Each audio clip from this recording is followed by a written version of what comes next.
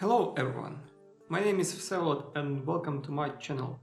Today I'm going to share my impressions, you can call it review, of Nikon Z 24-70 f4 lens. This lens was a kit option with my Nikon Z6, first mirrorless camera of Nikon I own, and of course you can see review of it on my channel, and why I opted to use it, although having a lot of doubts. First of all, I bought it almost at the release, so there were not many options for the standard zoom camera and wide-angle lenses, and I need something to use along with the camera, and I had some fears because previously the standard range zoom lenses were mediocre, let's put it like that. So they had some issues on wide angle, they had some issues on the tele angle, and they were not the best options to use as the walk around camera, and some medium focal length fixed focal option was a much better one. That was in the DSLR era, and I had experience with Nikon 24 or 18-70 something mid-range crop sensor lens, and it was bad. And I was happy to sell it to someone. But this one is good, and it is usable from the widest angle to the telephoto angle, starting with the wide open f4. It is compact, it is not super light but not heavy. It is ultimate lens for general use case photography and for travel. So, does it have any issues? Yes, the zooming thing is not very convenient. You have to apply some force to turn it to the working mode from the collapsed mode, and then the zoom ring is operatable, but still with a little bit of stiffness. The focusing ring is very smooth, but this is not the lens where you would use the focus ring. The good things, the hood is very deep and good for protecting it from flares, but on wide angles you will get some flares. The bokeh is okay for me, nothing super distracting, and the close focusing capability is good to take the close-up shots of insects, flowers, not anything in the macro realm, but good enough to be able to capture something. For video it is very good because it is silent, and the camera has inbuilt image stabilization, which works fine. And what else to say? The focal length 24-70 is the most one you would use, because if you need something longer, you would most of the cases need a lot more longer.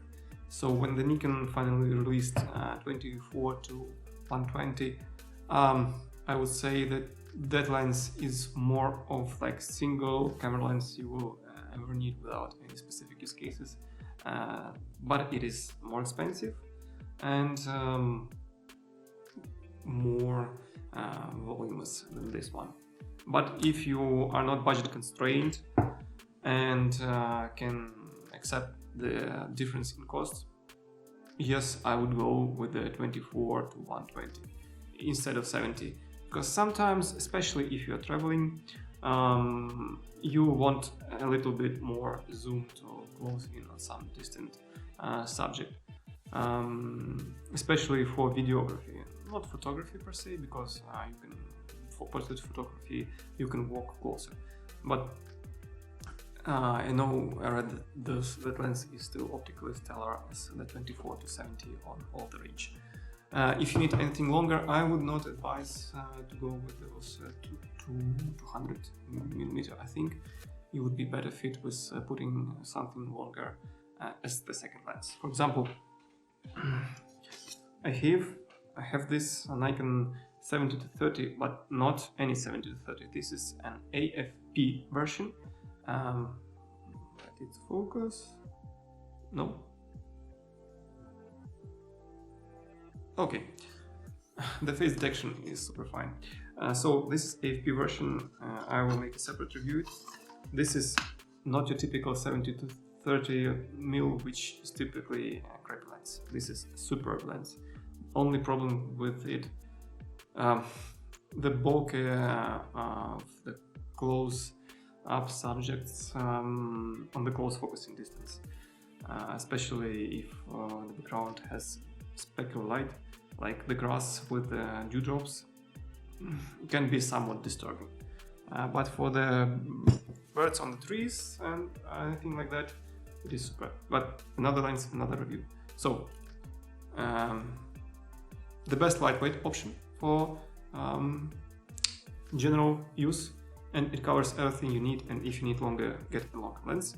But if you want just to have one lens, I would say that you need to buy the 24 to 120, and this could be like basically the single lens you put on the camera and go traveling for general type of travel photography or walk around photography. Everything covers.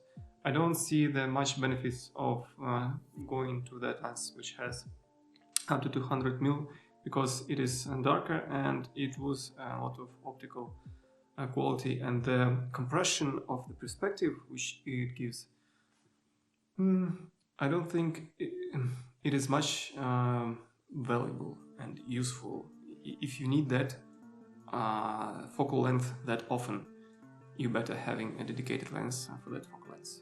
So thanks for watching my thoughts about this lens. After 4 years of using it, it's still rock solid, and it is my main lens on the camera.